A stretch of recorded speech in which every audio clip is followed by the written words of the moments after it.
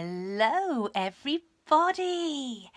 We're here again on the road to Bethlehem, aren't we, Benjamin? Following the star. And we're so glad to see you. We're so excited to see what happens today and what we find in our Advent door and what we see in our story. How are you? I wonder what you've been up to today. It's been ever such a nice day today. It's been lovely and sunny. And we've been in the churchyard again, haven't we, Benjamin? Have you been to visit our special display?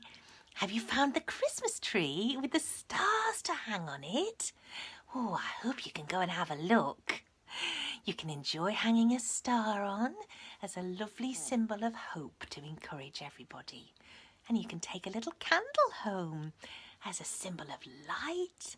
And you can enjoy the pictures that we've drawn and all the lights in the trees. Well, anyway, maybe you'll go and have a look if you fancy it. So, what are we doing next, Benjamin? Oh, I know. Well, you must have seen Jenny's picture in the Advent door. I loved it today. It was a beautiful pink cottage with smoke coming out of the chimney. It made me think about being on holiday. It did, didn't it, Benjamin? Oh, he says, yes, we'd like to go and stay in a cottage if we go on holiday. And Jenny told me that the cottage that she painted is actually in Wales, which is one of our favourite places to go, isn't it, Benjamin? It is. And Evie and Theo, they like to go in the sea, don't they, when we go on holiday?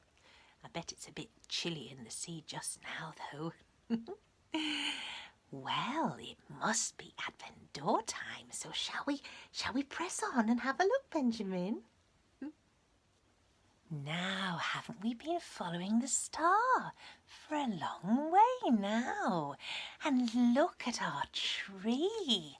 Do you know, when we started on our first day, I thought, we'll never get all those things on our tree. I'm going to have to pin up a washing line or something, but so far we're doing well, aren't we?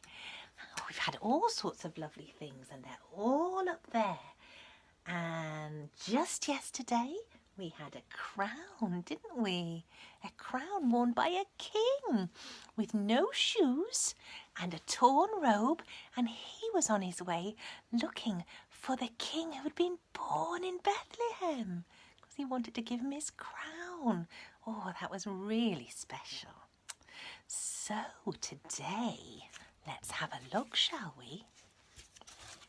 Here's the big red door. And we always like to see what number's on it, don't we, Benjamin?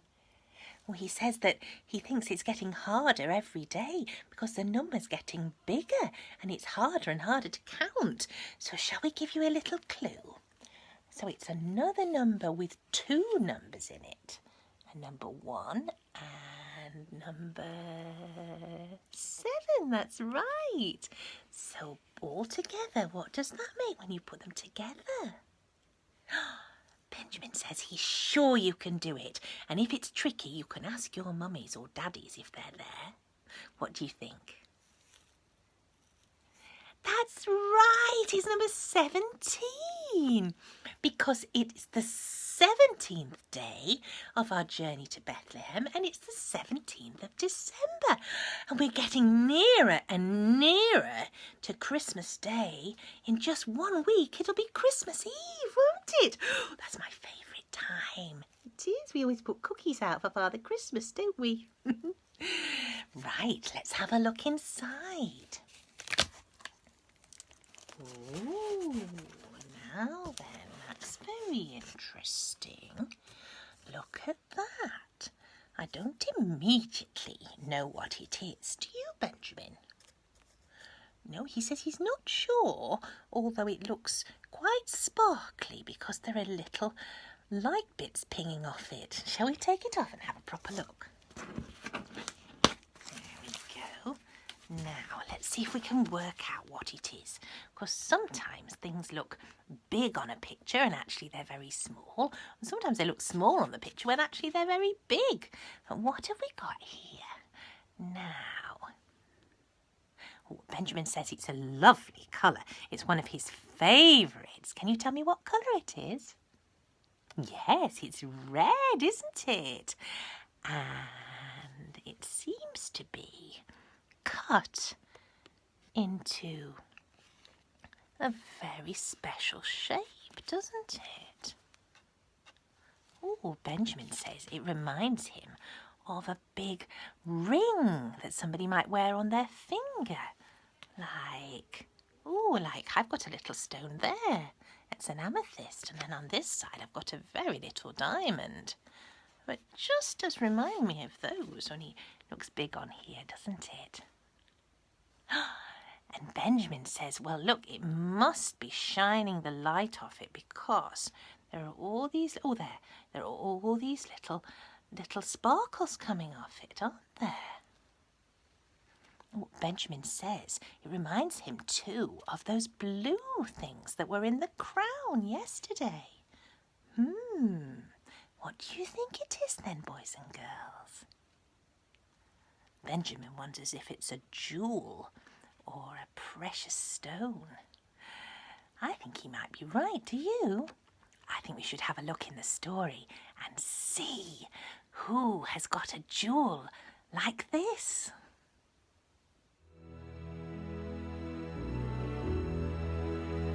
Said the night wind to the little lamb, do you see what I see? Way up in the sky, little lamb, do you see what I see? A star, star, dancing in the night with a tail as big as a kite, with a tail as big as a kite.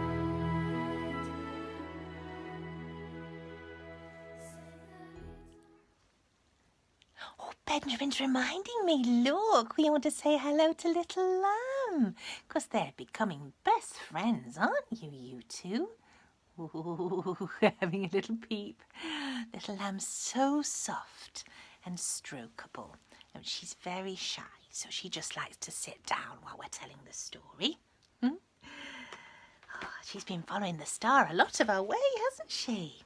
Now then, today's story in Advent Storybook 24 Stories to Share Before Christmas is called The Precious Stone.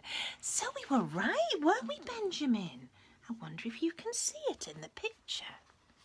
Can you see it on the floor? I think it's there. It's quite big, isn't it? It's far bigger than one that would go in my ring. Let's see what it says.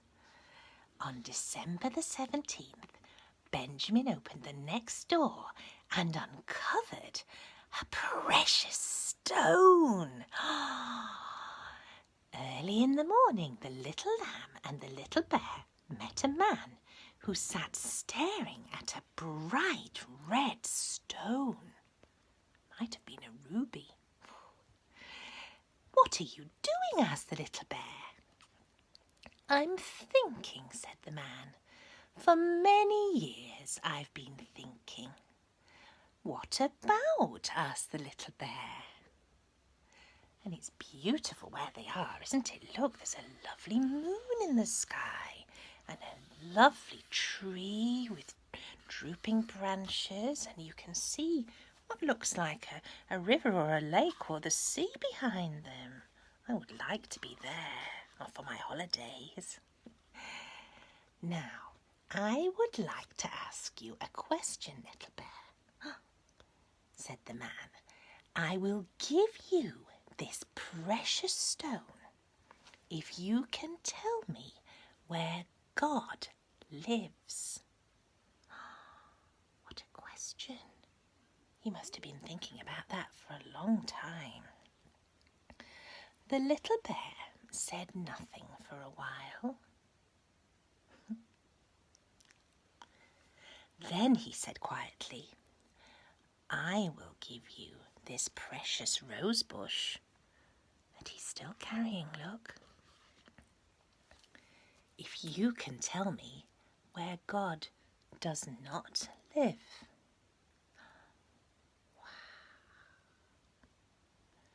The man looked at the little bear for a long time.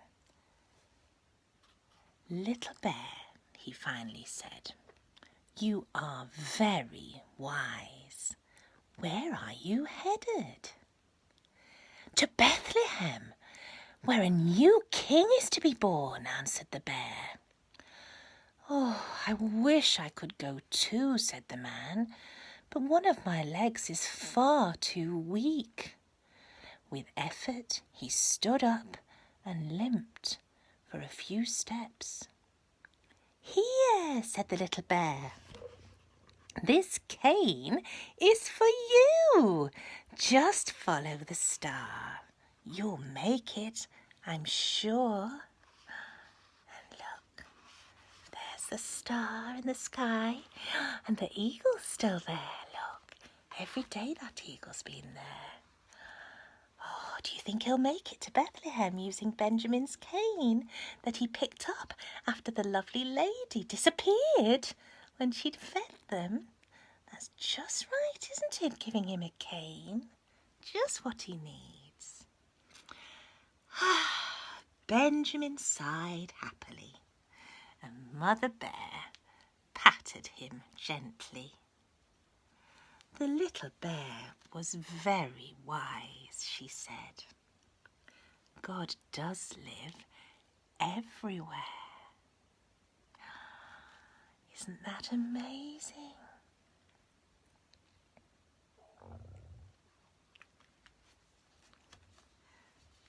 Because sometimes, well, often, we think, well, we can't see God, so we wonder, is he really there? We can't see him anywhere.